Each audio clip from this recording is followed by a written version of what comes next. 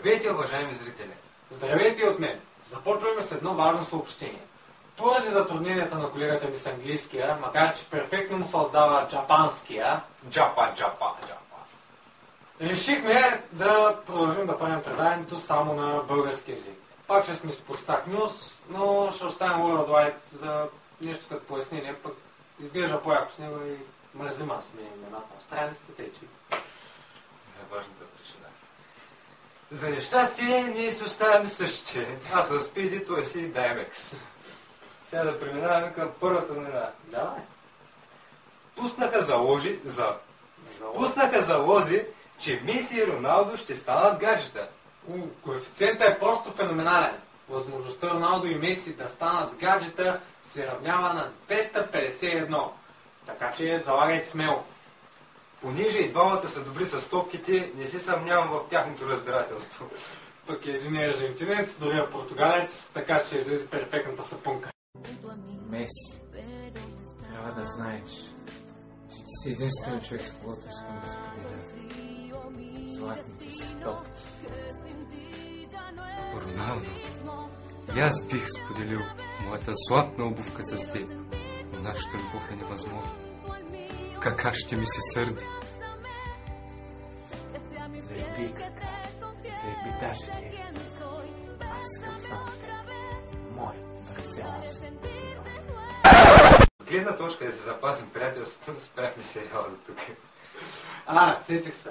Понеже до сега се не се разбираха за златната топка, ето как мисля, че изглежда новото семейство на техния... I don't think so. No, no, no, no. I don't think so. No, no, no, no. It's never, ever, ever. Oh, my heart will go on. В днешния епизод решихме да въведем нова рубрика, която ще пускаме от време на време, тъкмо да не изгубите интерес към нас. И ще видите до какви крайности сме склонни да стигнем заради феновете ни.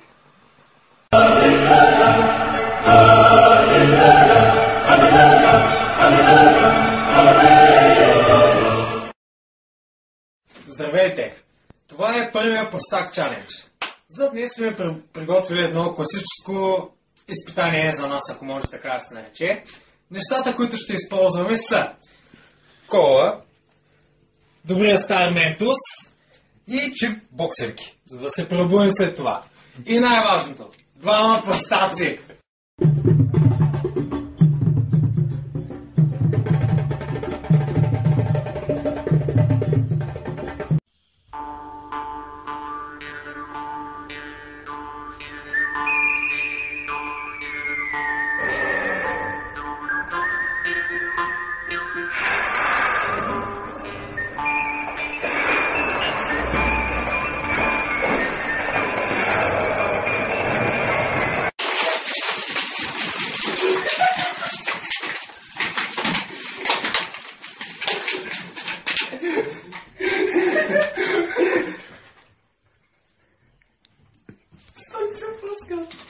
Как да съм? Това е Постак Чалендж.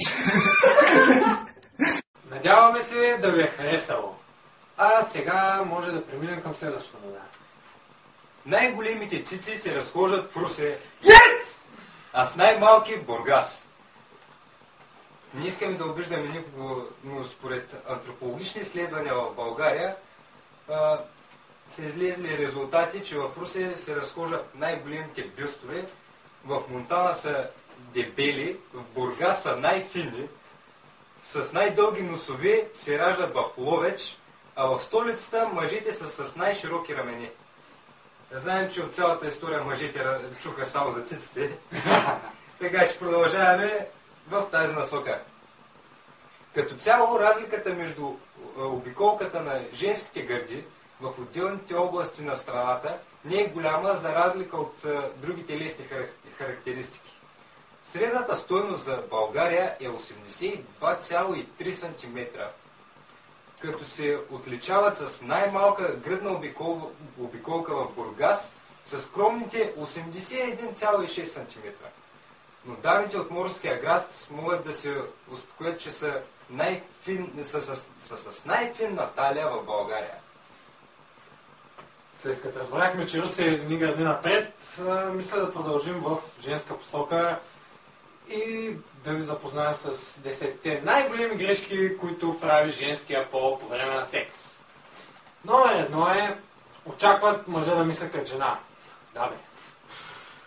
Очакват мъжа да чете мислите им. Значи трябва да сме секс врачки. Номер 3 е: липсва им инициатива. Да, изпитвал съм го. Много е тъпо да вършиш цялата работа.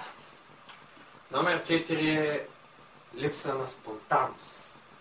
Не става само с твоята краката и да казват: yes, дима каубой! Номер 5 е: правят го само в спалнята. Сигурно ги е страх да не изцапват гледалите. Да, вероятно. Номер 6 е: упражняват сексуален контрол. Да, ако ми купиш тия бутуши, ще ти дам да ме сапонисаш. Ти знаеш ли за парите, де че ги дам за тия 5 бутуши, колко пъти ще сапонисвам? Номер 7. Постоянното мърморене и оплакване. Да, сега не сме перфектни, обаче пък и да не сме съоръжени за радиоточки. Номер 8. Повтарят ни, че само мислим за секс. Иначе млади сме, за какво да мислим, бе? Пък и да създържаш си е абсолютно мъчение. Номер 9. Постоянните забележки за неподредените обувки и разхвърлените дрехи.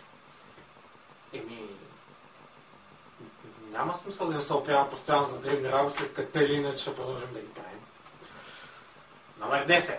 Високомерни са. Много вярно. Не всички, но има доста жени, които са от типа: вижте ма, коя съм. Да бе, ама не ми се гледат филми на ужасите, зато и няма да те гледам, защото в повечето случаи тези жени имат проблем с комплексите, а един от тях е външния им вид. Аз предлагам вече да свършвам. Предаването, бе. Добре тогава. Очаквайте ни следващия път, когато може би ще сме пълнели. Не!